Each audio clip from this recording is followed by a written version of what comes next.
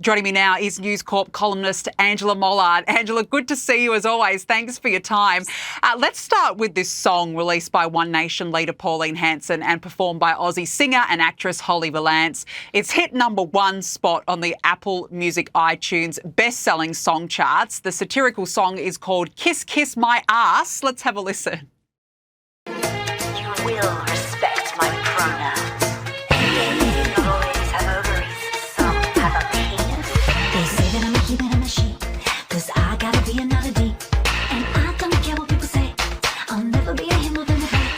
I'm a real biological woman, a real biological woman. 'Cause you know I'm not, I'm the original thought. I was born this way, it's in my DNA. I'm a real biological woman. Angela, I love this. I love it because it pokes fun at the woke. But the funniest part of it all is that if enough copies are sold, the song could be forced to be played on stations across the country like Triple J. Can you imagine if the ABC had to play that?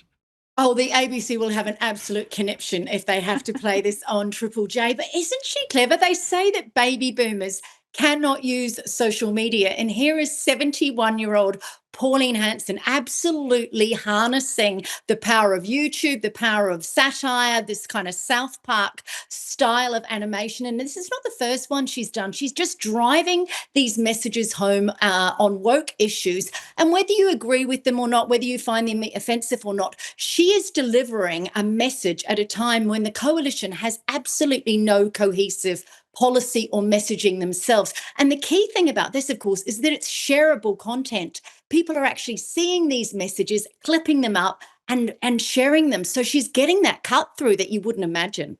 That's a really good point, actually. She is harnessing the power of social media.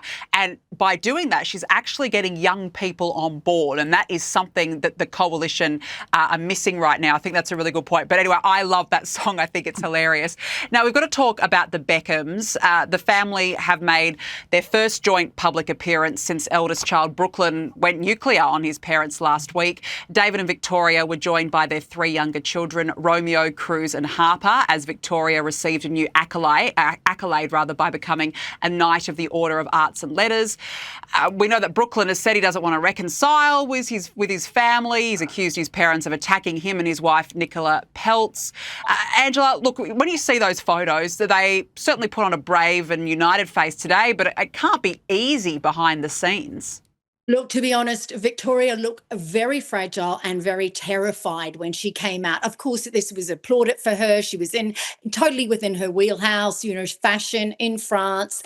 She'd been to a fashion show beforehand. She'd been there with Anna Wintour, obviously the former editor-in-chief of Vogue. So she was completely with people that she was comfortable with, but she looked so uncomfortable. But this is what brand Beckham does best. They get the family together. If you think about it, Danica, when David was where there was speculation that he had cheated on her and, everything points to the fact that he did all those years ago, she just came out fighting. So all the time with the Beckhams, it's all about messaging. But gosh, I so want to see that video of her dancing at the wedding. Everyone wants it. Someone must have it.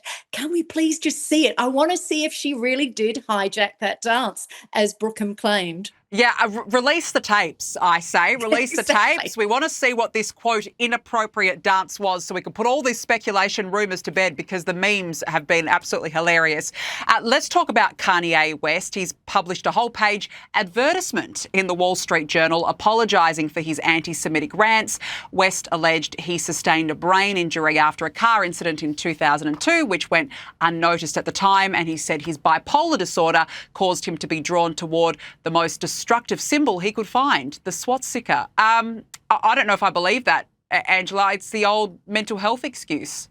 Look, it's a massive mea culpa, and I don't like to critique people when they claim mental health is their reasoning. But you know what? There's an apology and there is accountability. This is 2002, and some of the things that he has said in the last 23, 24 years have been absolutely appalling. Yes, in the Jew-hating space, in the anti-Semitism that he's shown, but also behaviours towards people like Taylor Swift at the MTV Awards when he absolutely was mortifyingly humiliated her. So this behaviour's gone on for a very long time. Apparently, this decision to take out this ad was very much encouraged by his wife, Bianca Censori, who, of course, is Australian. She said to him, "You need to do this." But I want to see some proper accountability from Kanye West. This is a 48-year-old man with 4 children. He needs to be setting an example. And I don't think being able to pay for one advert in the Wall Street Journal is enough of a recognition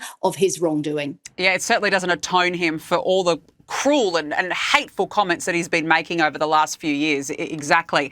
Now, serial clout chasers who want privacy, Prince Harry and Meghan, they've appeared at the Sundance Film Festival to promote their latest documentary. This one's called Cookie Queens. I mean, good grief, it's not exactly enticing you to go watch it, is it?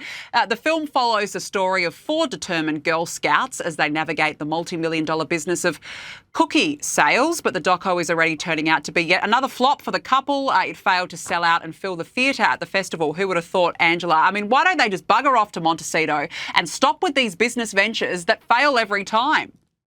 Look, Meghan is citing her time in the Girl Guides as the beginning of her entrepreneurialship because she managed to sell cookies. And this is what the ethos of this film is about. Honestly, she must sometimes go to bed at night and wonder, how the hell did I make the decision to turn down the Queen's offer of a Commonwealth role where she and Harry together could have had so much power and influence and meaning and purpose on the world stage? If you remember, the Queen offered the couple that role. They could have based themselves in Australia or Canada or any Commonwealth country and had real impact. Instead, their company, which has not been making much money, is putting out this Girl Guide film. Honestly, what a fall from grace. I think, the potential that this couple had, and they went and completely squandered it. And you know what? Want a quiet moment at home? I think they both know it. I agree. I reckon deep down they know that they've stuffed this whole thing up, and that's why they keep coming up with these ideas. Cookie Queens is next. I mean, good grief. Angela Mollard, nice to see you as always. Thanks so much for joining me on the show.